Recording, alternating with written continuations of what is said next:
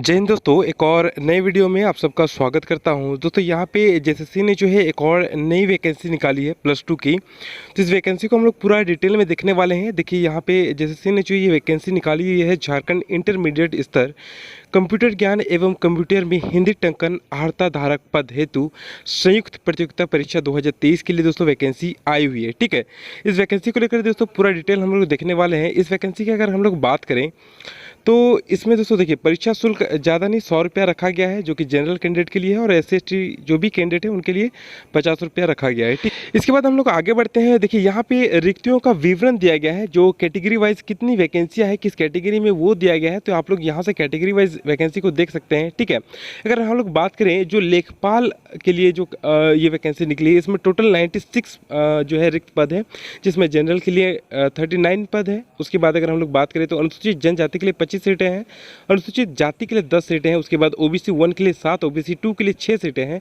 इसके बाद अगर हम बात करें तो EWS के लिए 9 सीटें हैं। ठीक है, इसी प्रकार से अगर हम लोग आगे बात करें तो यहाँ पे लिपिक के लिए जो पद निकाले गए हैं, ठीक है, कंप्यूटर ऑपरेटर के लिए, तो यहाँ पे भी कैटेगरी वाइज इस वैकेंसी को डिवाइड किया गया है। तो कैटेगरी वाइज अगर बात करें तो जो जनरल है उनके लिए 110 पद रिक्त हैं। उसके बाद अगर अनुसूचित जनजाति की बात करें तो 64 पद है, जिसमें से एक पद जो है वो क्षैतिज आरक्षण के तौर पर दोस्तों जो आदिम जनजाति है उनके लिए रिक्त रखा गया है। उसके बाद अगर हम लोग बात करें तो अनुसूचित जाति के लिए 24 पद है। ठीक है, OBC 1 के लिए 17, OBC 2 के लिए 16 और EWS के लिए 25 सीटें हैं। कुल इसमें देखें तो 256 पदों पर यहाँ पे वैकेंसी आई हुई है लिपिक के लिए। ठीक है, आगे बढ़ते हैं। आगे अगर हम लोग बात करें स्टेनोग्राफर के लिए, तो यहाँ पे अगर देखें तो इसमें कुल अगर हम लोग बात करें तो देखिए 12 सीटें जनरल के लिए रखा गया है, अनुसूचित जनजाति के लिए 7 सीटें रखा गया है, अनुसूचित जाति के लिए 3 सीटें, OBC 1 OBC 2 के लिए अगर हम बात करें तो कुल 3 सीटें हैं और EWS के लिए 2 सीटें रखी गई है। ठीक है, कुल देखें इसमें तो कुल 27 सीटों का दोस्तों यहाँ पे रिक्त दिया गया है स्टेनोग्राफर के लिए। ठीक है, आगे अगर हम लोग बात करें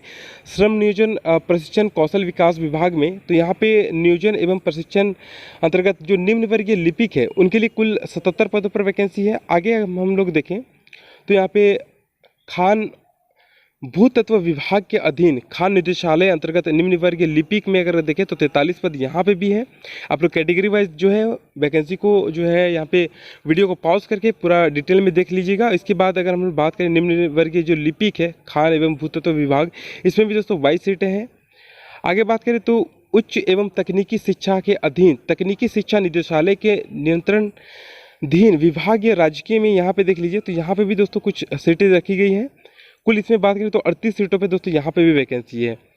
और दोस्तों यहाँ पे जो भी ये नोटिफिकेशन है ये जेएसएससी के ऑफिशियल वेबसाइट पे आपको मिल जाएगा, तो वहाँ से डाउनलोड करके पूरा डिटेल देख सकते हैं, या फिर इस वैकेंसी का जो लिंक है उसे मैं डिस्क्रिप्शन में दे दूंगा, तो वहाँ से जाके आप लोग डाउनलोड करके देख लीजिएगा। ठीक है, कुल वैकेंसी की अगर हम लोग बात करें दोस्तों यहाँ पे ये जो निम्न वर्गीय लिपि का ये वैकेंसी आया हुआ है, ठीक है, और लेखपाल का, तो इसमें कुल दोस्तों 863 पदों पे दोस्तों कुल वैकेंसी है। 863 पदों पे दोस्तों एक बड़ी वैकेंसी निकाली गई है। यहाँ पे +2 की वैकेंसी है। ठीक है, यानी कि इंटरमीडिएट कैंडिडेट कोई भी इस वैकेंसी को भर सकते हैं, लेकिन इसमें टाइपिंग मांगा गया है। ठीक है, अगर वेतनमान की बात करें हम लोग इस वैकेंसी में, तो वेतनमान देख लीजिए जो पे मेट्रिक लेवल रखा गया है उसमें 4 रखा गया है, जिसमें 25,500 से लेकर 81,100 तक का दोस्तों यहाँ पे पे लेवल रखा गया है। और ये दोस्तों रखा गया है स्टेनोग्राफर और निजी सहायक के लिए। इसके बाद अगर हम लोग बात करें निम्न वर्गीय लिपिक की, तो यहाँ पे जो पे लेवल रखा गया है वो 19,900 से लेकर दोस्तों 63,200 तक। ठीक है, आगे बात करें अगर हम लोग दोस्तों तो इसमें क्या रहने वाला है, जो आंसू लिपि के लिए आप लोग फॉर्म भरिएगा तो उसमें क्या होगा ना कि 80 शब्द प्रति मिनट के आपका जो है जो टाइपिंग स्पीड आपका रहना चाहिए। ठीक है, हिंदी टंकन में 30 शब्द प्रति मिनट के गति से हिंदी टाइपिंग करिएगा तो वहाँ पे 30 शब्द प्रति मिनट के हिसाब से दिया गया है। वहीं पे अगर हम लोग बात करें जो SC/ST कैंडिडेट है उनके लिए 25 शब्द रखा गया है प्रति मिनट। आगे बात करें अगर हम लोग हिंदी टंकन परीक्षण की, तो हिंदी टंकन में देख लीजिए आप लोग यहाँ पे दिया गया है कि 25 शब्द रखा गया है प्रति मिनट के हिसाब से, और 250 शब्द आपको टाइप करने होंगे 10 मिनट में। ठीक है, और यहाँ पे अगर हम लोग देखें तो इसमें उत्तीर्णता प्राप्त करने के लिए 2% के अधिक गलतियां नहीं होनी चाहिए, यानी कि 2% अगर आप लोग गलती करते हैं यहाँ पे 250 शब्द टाइप करने में, तो फिर आप वहाँ पे डिस्क्वालीफाई कर दिए जाएंगे। यहाँ पे देख लीजिए अगर थोड़ा सा हम लोग शैक्षणिक योग्यता की बात करें तो शैक्षणिक योग्यता इंटरमीडिएट स्तर +2 रखा गया है। तो +2 कोई भी अगर कैंडिडेट किए हैं तो आसानी से वैकेंसी को भर सकते हैं। आगे बात करें इसमें दोस्तों चलिए थोड़ा सा नीचे हम लोग जाते हैं, और अगर खेलकूद कोटा से अगर आप लोग आते हैं तो यहाँ पे आपको बेनिफिट दिया जाएगा, ठीक है। चलिए आगे बात करें तो देखिए उम्र सीमा में यहाँ पे थोड़ा सा आपको कुछ चीज़ें जो हैं यहाँ पे देखने को मिल सकता है, जो उम्र सीमा में छूट यहाँ पे दिया गया है इस वैकेंसी में दोस्तों। कोविड के कारण जो साल हम लोग का बर्बाद हुआ है उसको मद्देनज़र रखते हुए यहाँ पे सरकार ने जो है इन वैकेंसियों में दोस्तों उम्र में छूट दिया है। अगर आपका न्यूनतम उम्र सीमा की अगर गणना किया जाएगा तो वो 1/8/2023 से किया जाएगा, ठीक है। और अगर अधिकतम उम्र सीमा की अगर गणना किया जाएगा तो वो 1/8/2019 से लिया जाएगा। यानी कि देखने को मिलेगा दोस्तों कि 4 साल की जो छूट है वो आपको इस वैकेंसी में देखने को मिलेगा। तो जो भी कैंडिडेट है जिनके एज लिमिट जो है वो पार हो गया, वो आसानी के साथ इस वैकेंसी को भर सकते हैं। 4 साल की जो छूट है वो एक अच्छी छूट है दोस्तों, यहाँ पे उम्र सीमा में आपको दिया गया है। आगे एज लिमिट की बात करें यहाँ पे तो जो जनरल कैंडिडेट है उनके लिए एज लिमिट रखा गया है 35 वर्ष। तो काफ़ी अच्छा है दोस्तों, 35 साल का कोई भी कैंडिडेट इस वैकेंसी को भर सकता है, जनरल कैंडिडेट अगर वो है तो। और OBC 1 OBC 2 की बात करें तो 37 वर्ष रखा गया है। महिला कैंडिडेट जितने भी हैं उनके लिए 38 वर्ष रखा गया है, और जो SC/ST कैंडिडेट है उनके लिए 40 वर्ष यहाँ पे रखा गया है। तो काफ़ी एज में भी कोई दिक्कत नहीं होनी चाहिए, एज में भी काफ़ी डिफरेंस देखने को मिला है, ठीक है। चलिए आगे दोस्तों इस वैकेंसी में और अगर डिटेल में हम लोग बात करें तो चलिए इस वैकेंसी का थोड़ा सा हम लोग नीचे जाते हैं, और जो भी और जो चीज़ें दी गई है देखिए, जो भी आरक्षण का दावा करेंगे उनके तो जो डॉक्यूमेंट्स है जिसमें निवासी प्रमाण पत्र मस्ट रहेगा, आपको देना ही पड़ेगा, और जाति प्रमाण पत्र, ठीक है। बाद में दोस्तों यहाँ पे कुछ और भी शर्तें हैं, तो इसे दोस्तों आप लोग जाके डाउनलोड करके देख सकते हैं इसे। चलिए यहाँ पे थोड़ा सा हम लोग नीचे स्क्रॉल करके चलते हैं, और जो महत्वपूर्ण चीज़ें हैं कि जो इसका सिलेबस रहेगा वो किस प्रकार से रहेगा, और ये दोस्तों जो आवेदन है, ठीक है, इसकी अगर हम लोग बात करें तो इसमें देखिए ये जो वैकेंसी है आप लोग संशोधन के लिए दिया गया है तो 27/11, ठीक है, यानी कि 27 नवंबर से 29 नवंबर तक इसमें संशोधन कर सकते हैं। कोई भी गलती होती है, चाहे आपका नाम हो, चाहे ईमेल आईडी वगैरह, कोई भी चीज़ अगर गलती करते हैं तो उसे संशोधित करने के लिए 27 नवंबर से 29 नवंबर तक आप इसमें संशोधित कर सकते हैं, ठीक है। आगे देखें तो इस वैकेंसी को आप लोग देखिए 20 अक्टूबर से भरना ये वैकेंसी शुरू हो जाएगा, और 19 नवंबर तक चलेगा। तो लगभग देखें तो 1 महीने का पूरा टाइम मिलेगा इस वैकेंसी को भरने के लिए, ठीक है। परीक्षा शुल्क भुगतान की बात करें तो यहाँ पे 22 नवंबर तक आप लोग इसमें परीक्षा शुल्क भुगतान कर सकते हैं। साथ ही जो आप लोग फोटो और हस्ताक्षर अपलोड करते हैं तो उसे आप लोग 25 नवंबर तक अपलोड कर सकते हैं, ठीक है। चलिए आगे दोस्तों इसमें जो हम लोग का जो परीक्षा का पैटर्न रहेगा किस प्रकार से, वो थोड़ा सा देखना जरूरी हो जाता है।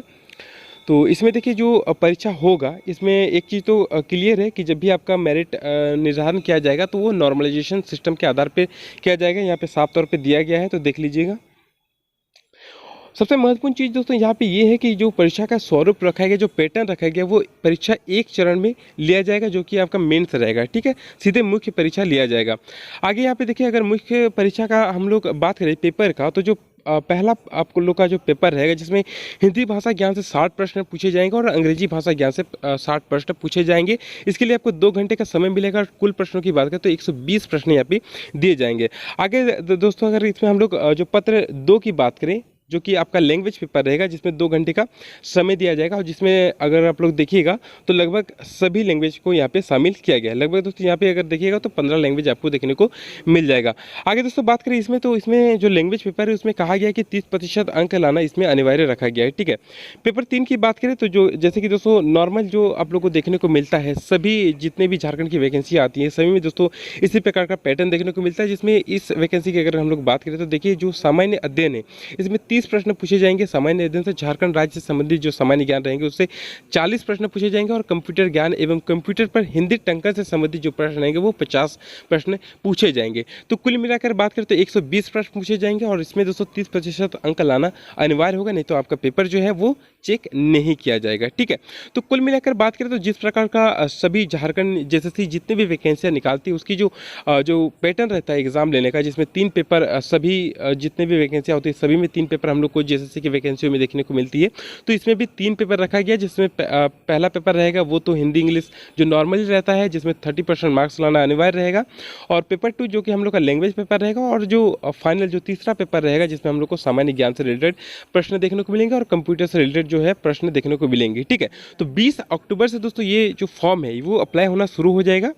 और यहाँ पे अगर हम लोग बात करें तो किस प्रकार से जो मुख्य परीक्षा का जो सिलेबस है वो किस प्रकार से रहेगा वो यहाँ पे दिया गया है। तो हिंदी अनुच्छेद पर आधारित जो प्रश्न रहेंगे वो 20 प्रश्न रहेंगे और हिंदी व्याकरण पर आधारित जो प्रश्न रहेंगे वो 40 प्रश्न रहेंगे। ठीक है, कुल मिलाकर यहाँ से हिंदी से 60 प्रश्न देखने को मिलेंगे। और अंग्रेजी भाषा से अगर हम लोग देखें तो यहाँ पे जो अनुच्छेद रहेंगे उससे 20 प्रश्न रहेंगे और जो हिंदी व्याकरण से रिलेटेड प्रश्न रहेंगे वो 40 रहेंगे। तो दोनों का जो पैटर्न है वो लगभग सेम है, हिंदी और अंग्रेजी दोनों का। ठीक है, भाषा ज्ञान आप लोग को पता ही है, इसमें 100 प्रश्न पूछे जाएंगे। ठीक है, चलिए आगे बात करते हैं दोस्तों। तो जो भी भाषा लैंग्वेज आप लोग लीजिएगा उसका सिलेबस यहाँ पे दिया गया है, तो आप लोग नोटिफिकेशन को डाउनलोड करके आसानी के साथ देख सकते हैं, नहीं तो वीडियो को पॉज करके देखिएगा। ठीक है, चलिए सारी चीज़ें आपको यहाँ पे दी जाएगी, जितनी भी भाषा दोस्तों टोटल 15 भाषाओं का यहाँ पे सिलेबस दिया गया है। टोटल सब्जेक्ट वाइज दिया गया है कि कौन कौन सा चैप्टर आपको पढ़ना है, टोटल यहाँ पे दिया गया है। ठीक है, तो आप लोग इस प्रकार से वीडियो को पॉज करके भी देख सकते हैं या फिर नोटिफिकेशन डाउनलोड कर लीजिएगा, वहाँ से आसानी होगा। डिस्क्रिप्शन में इसका लिंक में दे दूंगा। ठीक है, तो यही था दोस्तों इस वैकेंसी में। दोस्तों जो भी चीज़ें हैं सारी चीज़ें मैंने इस वीडियो में आपको बता दिया है।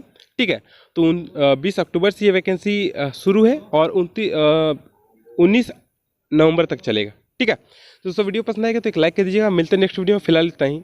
तब तक के लिए जय हिंद, जय भारत।